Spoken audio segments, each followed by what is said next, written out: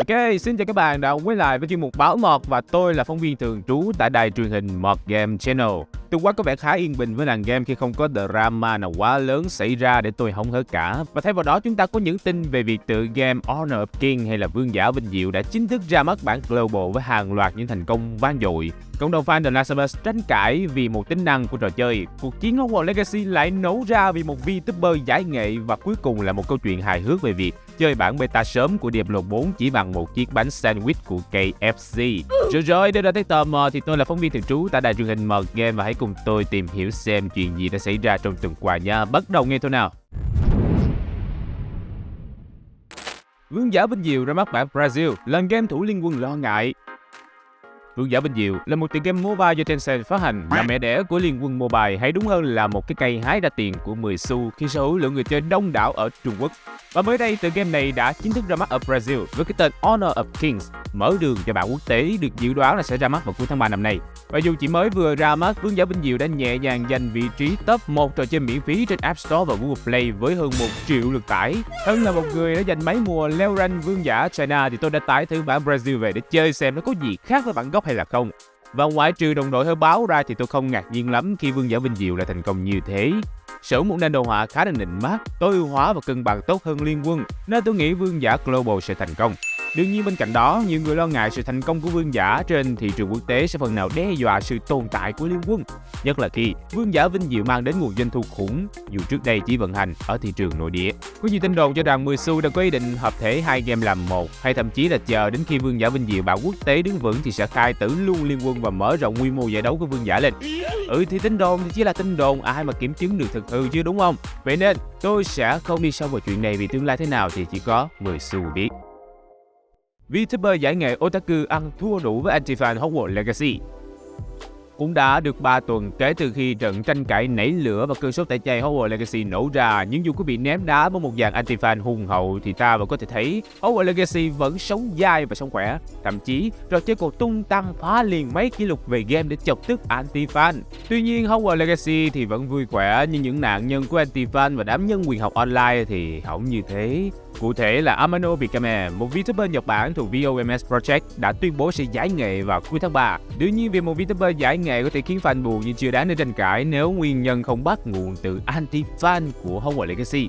Vào ngày 10 tháng 2 vừa qua, Bikame đã có một buổi stream chơi thử Hogwarts Legacy và cô nàng này đã vô tình trở thành mục tiêu công kích của cộng đồng anti-fan Hogwarts Legacy. Lý do đám người này tấn công không phải vì thù ghét Bikame. Những nhà nhân quyền học online này cho biết họ chỉ trích mắng nhiếc Bikame chỉ đơn giản vì cô chơi Hogwarts Legacy, thứ mà họ ghét. Sự tấn công này đáng sợ đến mức Bikame đã phải xóa livestream đó cũng như nhiều video của cô. Đến đầu tháng 3, khi cảm thấy quá sức chịu đựng, Bikame đã thông báo cô sẽ kết thúc sự nghiệp VTuber của mình vào cuối tháng.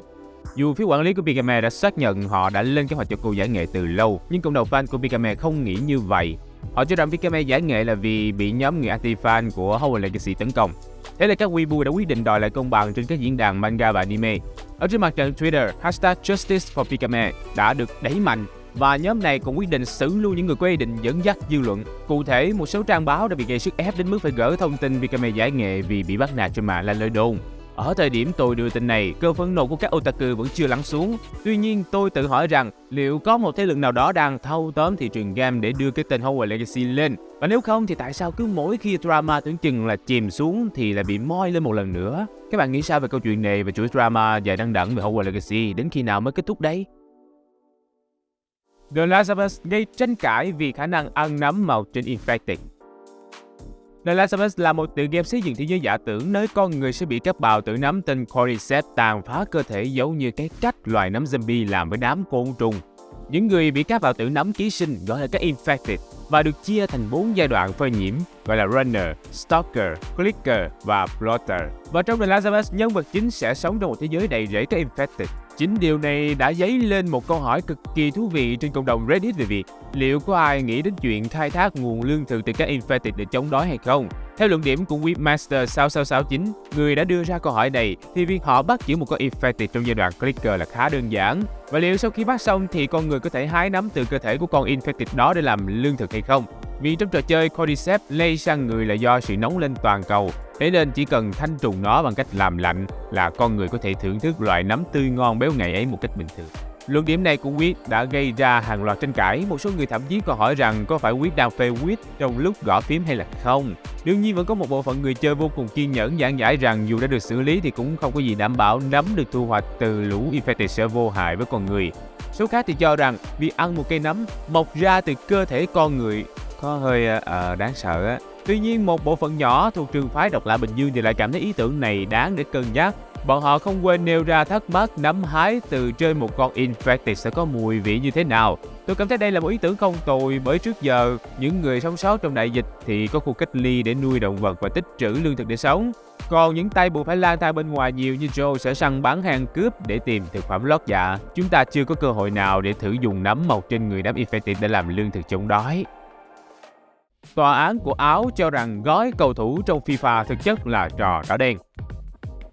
Một thiếu niên 17 tuổi ở Áo đã dùng 300 euro để mở các gói FIFA Ultimate Team trong tựa game FIFA. Có lẽ vận khí mở gói cầu thủ không tốt lắm cho nên cậu thanh niên này cho rằng bản thân đã bị dụ dỗ tham gia vào trò chơi có tính chất may rủi này.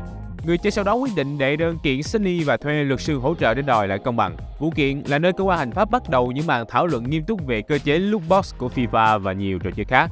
Cũng trong thời gian đó, nhiều vụ kiện tương tự đã xuất hiện. Cuối cùng, cơ quan có thẩm quyền ở Áo đã lập luận rằng cơ chế loot box bao gồm các gói mở cầu thủ trong FIFA là bất hợp pháp dựa trên đạo luật trò chơi của Áo lập ra vào năm 1989.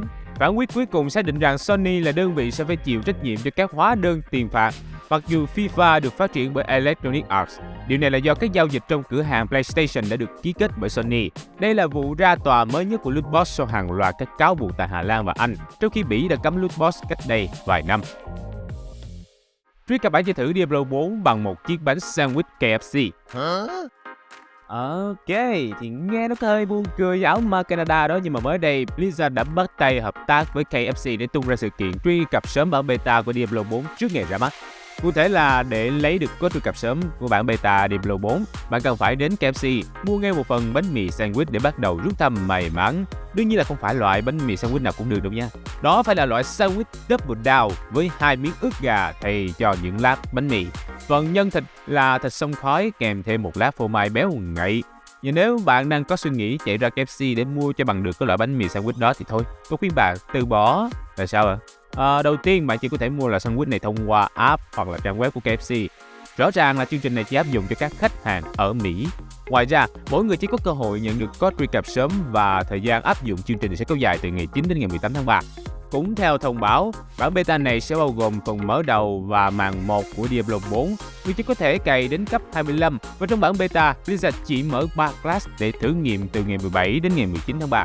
Những ai không thích ăn fast food vẫn có thể tham gia bản beta từ ngày 24 đến ngày 26 tháng 3. Dù trễ vài hôm đó nhưng mà ít ra có còn hơn không nha. Và đó cũng là kết thúc của bản tin tuần qua. Bạn thích thông tin nào nhất? Và nếu bạn thích chuyên mục báo mọt này hay chỉ đơn giản là không muốn bỏ qua những sự kiện tiêu biểu về game trong tuần qua thì đừng quên theo dõi chuyên mục này vào 12 giờ trưa thứ ba hàng tuần trên kênh Mọt Game nhé. Giờ thì tôi là phóng viên thường trú tại đài truyền hình Mọt Game. Xin chào và hẹn gặp lại các bạn trong những video sau. Bye bye.